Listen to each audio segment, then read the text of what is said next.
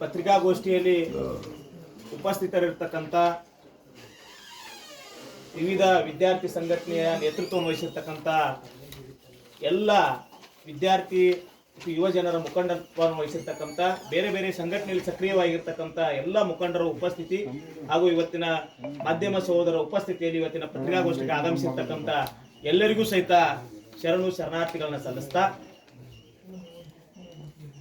ಧಾರವಾಡ ವಿದ್ಯಾಕಾಶಿಯಲ್ಲಿ ಇಡೀ ರಾಷ್ಟ್ರದ ಗಮನವನ್ನು ಸೆಳೆದಿರ್ತಕ್ಕಂಥ ಹಲವಾರು ಹೋರಾಟಗಳು ಈ ನೇಮಕಾತಿಯ ವಿಷಯಕ್ಕೆ ಸಂಬಂಧಪಟ್ಟಂತೆ ಈಗಾಗಲೇ ನಡೆದಿದ್ದಾವೆ. ಮೊದಲು PSI ಸ್ಕ್ಯಾಮ್ ಹಗರಣ ಆಗಿರ್ತಕ್ಕಂಥ 545 ಇಡೀ ರಾಜ್ಯದ ಗಮನವನ್ನು ಸೆಳೆದು ರೀನೋಟಿಫಿಕೇಶನ್ ಆಗುವವರೆಗೂ ಹೋರಾಟ ಮಾಡಿರ್ತಕ್ಕಂಥ ಮುಖಂಡರು ಉಪಸ್ಥಿತರಿದ್ದಾರೆ. ಇಡೀ ರಾಜ್ಯಾದ್ಯಂತ ಉದ್ಯೋಗಾಕಾಂಕ್ಷಿಗಳ ಸಮಿತಿಯನ್ನ ಕಟ್ಟಿಕೊಂಡು ಸರ್ಕಾರದ ಗಮನವನ್ನು ಸೆಳೆಯತಕ್ಕಂಥ ಮುಖಂಡರು ಇಲ್ಲಿ ಉಪಸ್ಥಿತರಿದ್ದಾರೆ. ಏಪ್ರಿಲ್ ತಿಂಗಳಲ್ಲಿ ನಾವೆಲ್ಲರೂ ಇದ್ದೀವಿ.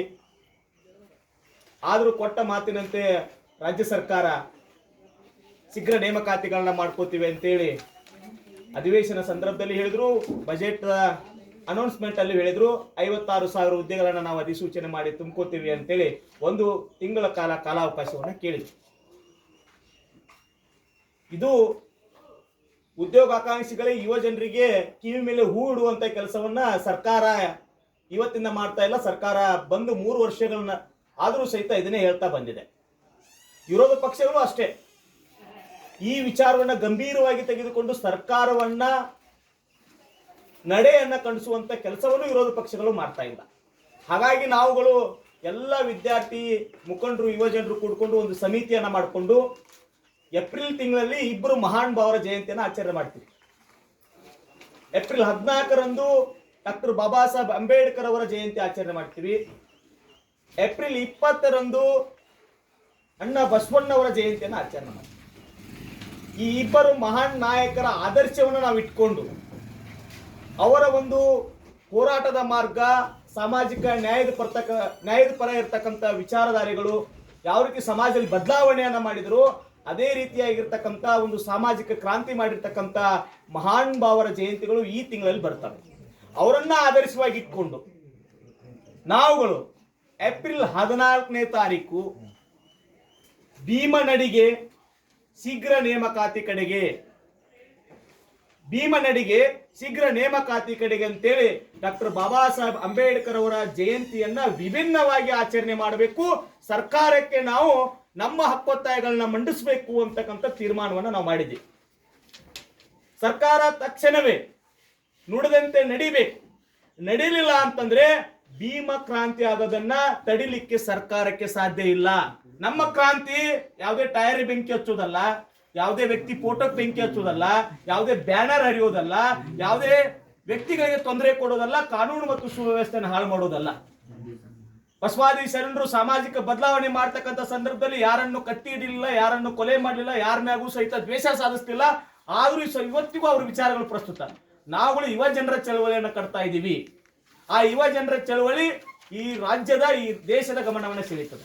ಎಲ್ಲರೂ ಅಂಬೇಡ್ಕರ್ ಜಯಂತಿ ದಿನ ವಿಭಿನ್ನವಾಗಿ ಆಚರಣೆ ಮಾಡಬೇಕು ಅಂತೇಳಿ ನಾವೆಲ್ಲ ತೀರ್ಮಾನ ತಗೊಂಡು ಭೀಮನಡಿಗೆ ಶೀಘ್ರ ನೇಮಕಾತಿ ಕಡೆಗೆ ಅಂತಕ್ಕಂಥ ಒಂದು ಥೀಮನ್ನ ಇಟ್ಕೊಂಡು ನಾವುಗಳು ಇವತ್ತು ಶ್ರೀನಗರದ ಸರ್ಕಲ್ದಿಂದ ಜಿಲ್ಲಾಧಿಕಾರಿಗಳ ಕಚೇರಿಗೆ ಬರ್ತೀವಿ. ಅದ್ರ ಒಳಗಾಗಿ 9ನೇ ತಾರೀಕು ಚುನಾವಣೆ ಮುಗೀತದೆ. ತದನಂತರ ತಕ್ಷಣವೇ ಸರ್ಕಾರ ನೋಟಿಫಿಕೇಶನ್ ಮಾಡಬೇಕು. ಜೊತೆಗೆ ನಾವು ಕೇಳ್ತಾ ಇರೋದು ಒಂದು ಕ್ಯಾಲೆಂಡರ್ನ ಪ್ರಕಟಿಸಬೇಕು. ಇವೆಂಟ್ ಆಫ್ ಕ್ಯಾಲೆಂಡರ್ನ ನೀವು ಅಧಿಸೂಚನೆ ಹೊರಡಿಸ್ತೀರಿ. ಅಧಿಸೂಚನೆನ ಹೊರಡಿಸಿ ಯಾವಾಗ ನೇಮಕಾತಿ ಪ್ರಕ್ರಿಯೆಗಳನ್ನ ಆರಂಭ ಮಾಡ್ತೀರಿ, ಯಾವಾಗ ಪರೀಕ್ಷೆಗಳನ್ನ ಇಡ್ತೀರಿ, ಯಾವಾಗ ಸಂದರ್ಶನ ಮಾಡ್ತೀರಿ, ಯಾವಾಗ ರಿಸಲ್ಟ್ ಅನ್ನ ಬಿಡ್ತೀರಿ, ಯಾವಾಗ ನೇಮಕಾತಿ ಆದೇಶ ಪ್ರತಿಗಳನ್ನ ಕೊಡ್ತೀರಿ ಅಂತಕ್ಕಂಥದ್ದು ಹೇಳ್ಬೇಕು. ನಿಮ್ಮ ಚುನಾವಣೆಗಳು 5 ವರ್ಷಕ್ಕೊಮ್ಮೆ ಬರ್ತಾವಂತೀರಿ, ಗೊತ್ತೇ ಇರ್ತದ. ನಿಮ್ದು ಎಲ್ಲಿ 1 ದಿನನೂ 2 ದಿನನೂ ವೇರಿಯೇಷನ್ ಆಗುದಿಲ್ಲ. ಕರೋನಾ ಅಂತ ಕಾಲಘಟ್ಟದಲ್ಲೂ ಸಹಿತ ಚುನಾವಣೆಗಳು ನಡೆದಿದ್ದಾವೆ. ಏನಾದ್ರೂ ವ್ಯತ್ಯಾಸ ಆಯ್ತಾ ಈ ದೇಶದಲ್ಲಿ? ಚುನಾವಣೆಗಳಿಗೆ ತೊಂದರೆ ಆಗಲಿಲ್ಲ. ಜನ ಮಾತ್ರ ಮನೆಯಲ್ಲೇ ಇದ್ರು ಸಹಿತ ಕರೋನಾ ಸಂದರ್ಭದಲ್ಲಿ ಈ ದೇಶದಲ್ಲಿ ಚುನಾವಣೆ ನಡೆಸಿದ್ದೆ. ಆದ್ರೆ ವಿದ್ಯಾರ್ಥಿಗಳು, ಯುವ ಜನರು ಉದ್ಯೋಗಕ್ಕಾಗಿ ಹಲವಾರು ವರ್ಷಗಳಿಂದ ಓದ್ತಕ್ಕಂಥವರಿಗೆ ನೀವೊಂದು ಇವೆಂಟ್ ಆಫ್ ಕ್ಯಾಲೆಂಡರ್ ಅನ್ನು ಬಿಡುಗಡೆ ಮಾಡ್ಲಿಕ್ಕೆ ನಿಮ್ಗೆ ಆಗ್ಲಿಕ್ಕೆ ಅಂದ್ರೆ ಆಳುವ ಸರ್ಕಾರ ವೈಫಲ್ಯತೆ ಇದೆ ಅಂತ ಅರ್ಥ. ಇನ್ನು KPSC ಸಂಬಂಧಪಟ್ಟಂತೆ ಮತ್ತು ನಮ್ಮ ಡಿಮ್ಯಾಂಡ್ಗೆ ಸಂಬಂಧಪಟ್ಟಂತೆ ಇನ್ನುಳಿದಿರ್ತಕ್ಕಂಥ ನಮ್ಮ ವಿದ್ಯಾರ್ಥಿ ಮುಖಂಡರು ಮಾತನಾಡ್ತಾರೆ. ಒಟ್ಟಾರೆ ನಾನು ಹೇಳ್ತಾ ಇರೋದು, ಬಸವಾದಿ ಶರಣರ ವಿಚಾರಧಾರೆಗಳು, ಅಂಬೇಡ್ಕರ್ ವಿಚಾರಧಾರೆಗಳಿಗೆ ನಮ್ಮ ಚಳವಳಿ ಇರುತ್ತೆ. ನಮಗೆ ಯಾವುದೇ ಜಂಜಿ ಮಾದರಿ ಅಲ್ಲ, ಯಾವುದೇ ಶ್ರೀಲಂಕಾದಲ್ಲಿ ದಂಗೆ ಆಗ್ತಲ್ಲ ಅದು ಮಾದರಿ ಅಲ್ಲ, ಬಾಂಗ್ಲಾದೇಶ ನಮಗೆ ಮಾದರಿ ಅಲ್ಲ, ನಮಗೆ ಶ್ರೀಲಂಕಾ ಮಾದರಿ ಅಲ್ಲ, ನೇಪಾಳ ಮಾದರಿ ಅಲ್ಲ, ನಮಗೆ ನಮ್ಮ ದೇಶದಲ್ಲಿ ನಡೆದಿರ್ತಕ್ಕಂಥ ಚಳುವಳಿಗಳೇ ಮಾದರಿಗಳು. ಈಗ 2 ವರ್ಷದ ಹಿಂದ್ಗಡೆ ನೋಡಿರ್ಬೋದು, ರೈತ ಚಳುವಳಿ ದೆಹಲಿಯಲ್ಲಿ ಹೆಂಗಾಯ್ತು ಅಂತಂದ್ರೆ ಕೃಷಿ ಸಂಬಂಧಿಸಿದ ಕಾಯ್ದೆಗಳನ್ನ ಹಿಂತೆಗೊಳ್ಬೇಕಂದ್ರೆ ಕೇಂದ್ರ ಸರ್ಕಾರ ಮಂಡಿಡಿದಾಗ ವರ್ಷಗಂಟ್ಲೆ ಕೂತ್ರು. ರಾಷ್ಟ್ರೀಯ ಹೆದ್ದಾರಿಗಳ ಮೇಲೆ ಶಾಂತ ರೀತಿಯಿಂದ ಕೂತ್ಕೊಂಡು ಹೋರಾಟವನ್ನು ಗೆದ್ದಿರ್ತಕ್ಕಂಥ ರೈತ ಚಳವಳಿ ನಮಗೆ ಮಾದರಿ.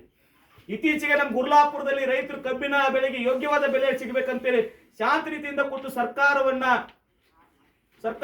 300 ರೂಪಾಯಿ ಹೆಚ್ಚಿಗೆ ಕೊಡುವಂತೆ ಮಾಡಿರ್ತಕ್ಕಂಥ ಚಳವಳಿ ನಮಗೆ ಮಾದರಿ. ಅದೇ ರೀತಿಯಾಗಿರ್ತಕ್ಕಂಥ ಶಾಂತ ರೀತಿಯಾಗಿರ್ತಕ್ಕಂಥ ಚಳವಳಿ ನಮ್ಮ ದೇಶದಲ್ಲಿ ಸಾಕಷ್ಟು ವಿಚಾರಧಾರೆ ಕೊಟ್ಟಿರ್ತಕ್ಕಂಥ ಶರಣರ ವಿಚಾರಧಾರೆ ಇಟ್ಕೊಂಡು ನಮ್ಮ ಚಳವಳಿ ಮುನ್ನಡೆದಿದೆ. ಹಾಗಾಗಿ ದಯವಿಟ್ಟು ಮಾಧ್ಯಮ ಸಹೋದರರು ತಮ್ಮೆಲ್ಲರೂ ಈ ಒಂದು ಹೋರಾಟವನ್ನ ರಾಷ್ಟ್ರ ಮಟ್ಟಿಗೆ ಬಿಂಬಿಸುವಂತ ಪ್ರಯತ್ನವನ್ನ ಮಾಡ್ಬೇಕಂತ ತಮ್ಮಲ್ಲಿ ಮನವಿಯನ್ನ ಮಾಡ್ತಾ, ಸರ್ಕಾರ 14ನೇ ತಾರೀಕು ಏನು ನಾವು ಮಾಡ್ತಾ ಇದೀವಿ ಅದಕ್ಕೆ ಅವಕಾಶ ಮಾಡಿಕೊಡಬಾರ್ದು. ಒಂದೇ ಅವಕಾಶ ಮಾಡಿಕೊಟ್ರೆ ಆ ಒಂದು ಚಳವಳಿ ಒಳಗೆ ಎಲ್ಲಾ ಸಂಘಟನೆದವರು ಭಾಗಿಯಾಗ್ತಾರೆ. ನಾವೆಲ್ಲರೂ ಈಗ ಹಲವಾರು ಸಂಘಟನೆಗಳಿಂದ ಮುಖಂಡರಿದ್ದೀವಿ. ಎಲ್ಲ ರೈತ ಚಳವಳಿ, ಕನ್ನಡ ಪರ ಚಳವಳಿ, ದಲಿತ ಪರ ಚಳವಳಿ ಎಲ್ಲಾ ಮುಖಂಡರನ್ನು ನಾವು ಆಹ್ವಾನ ನೀಡ್ತಾ ಇದ್ವಿ. ಸುಮಾರು ಒಂದು 50,000 ಜನರನ್ನ